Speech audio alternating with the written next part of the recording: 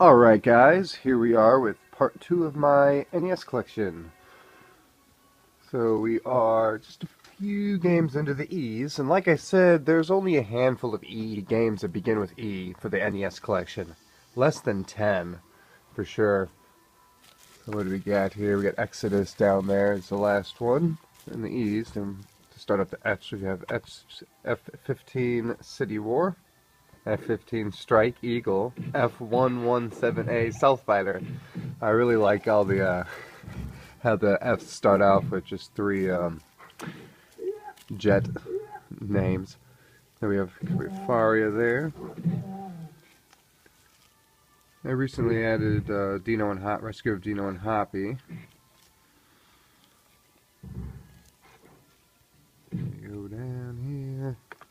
Like I said, you know, some of my all of my unlicensed games are mixed in, so it's hard to remember exactly which ones there are. And even when you're going in alphabetical order, you got to kind of remember a second. So that first one we have there's Galactic Crusader, and I did pick that game up I think last year. Galaxy 500, Gemfire.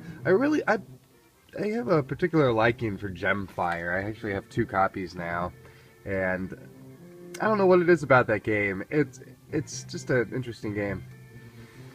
It's like all the koi games, romance games, but just with a more English Americanized style of, a more Western style of play.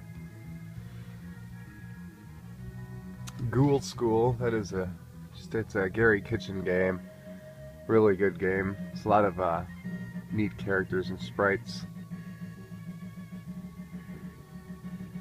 I did pick up Goal 2 recently. I just haven't put it in there. There's a handful of games sitting down next to me on the shelf. I'll break away here in a minute and show them. But I haven't. I need to put those in the collection here still. My games will pile up, and if I'm not playing them, they'll make their way over to the table by the stacks here, and then eventually they'll go back in.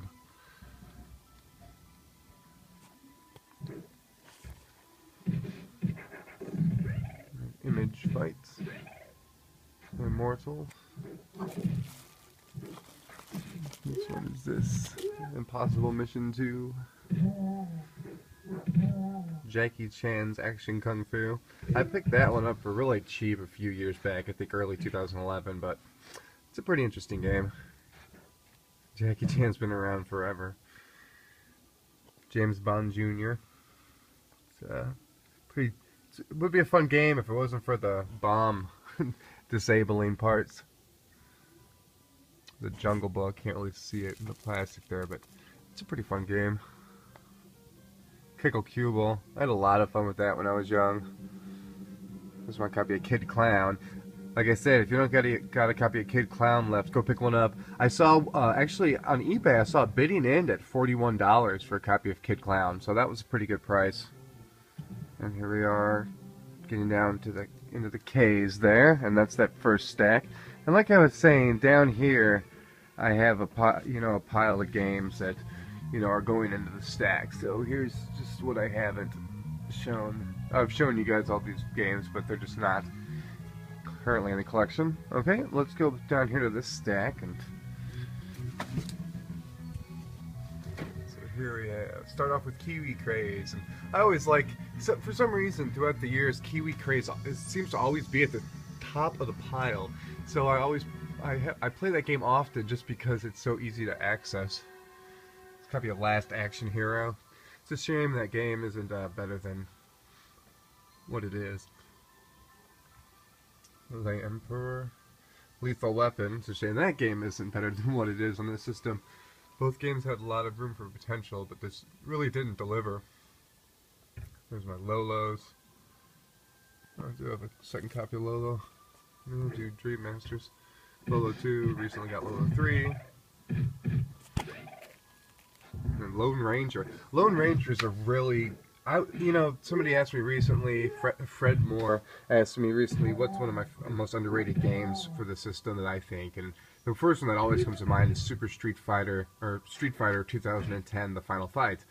The next one would be The Lone Ranger. It is made by Konami, and it's, oh man, it's like an overhead RPG action type of game. It's just an amazing game, really in depth. If you're looking for a game with just a lot of depth that you're gonna play for a good while, a good few hours, if not a good few days in a row, pick up the Lone Ranger. I really like that game. I have a lot of good to say about that. Low G Man, that's an interesting game. Magician, that's another game that's really in depth. Takes quite a while to learn how to play, but once you do, you can have a lot of fun with that game. So here we go, Mario's. Master Chu and the Drunken Who. And a Maxi 15. So I have this Maxi 15, and then I believe I have the HES one, or the Australian one too. But you'll see that one later on. But they're both around the same price, around 60, I think. So here's my Mega Mans. You know, if I knew that Mega Mans, I did know they were going up in price, but I would have liked to have put together another set of Mega Man 1 through 6, you know, pre-2011. You could pick up all 6 of them for less than $120. I mean, Mega Man 5 would sell for $50, 6 would sell for 20 to 30, and then 1 through 4 sold for about 15 to 20 each. So, well, yeah, maybe 150 or so. But I mean, now if you want to buy all 6 of those, you're paying a pretty penny. I think they're all above, all of them are above at least 30 now, I think. Definitely 20. But it used to be to a point where Mega Man 2 was in the teens. It just didn't sell that much. I actually paid $15 for my Mega Man 1 back in 2001. Mermaids of Atlantis. Every time I see Mermaids of Atlantis, it reminds me that I need to go buy King Neptune's Adventure. Every time I go look for King Neptune's Adventure, it's just far too overpriced to pick up. There's Motor City Patrol. It's one of those games I'd never heard of before until I bought it. One of the very few games.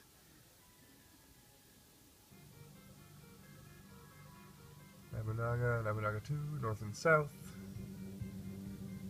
Overlord. That's a game I might play one day in my life before it ends. That's a bucket list game for sure. Tried to play Overlord. Popeye. It's a fun action game. Fun arcade game. I mean,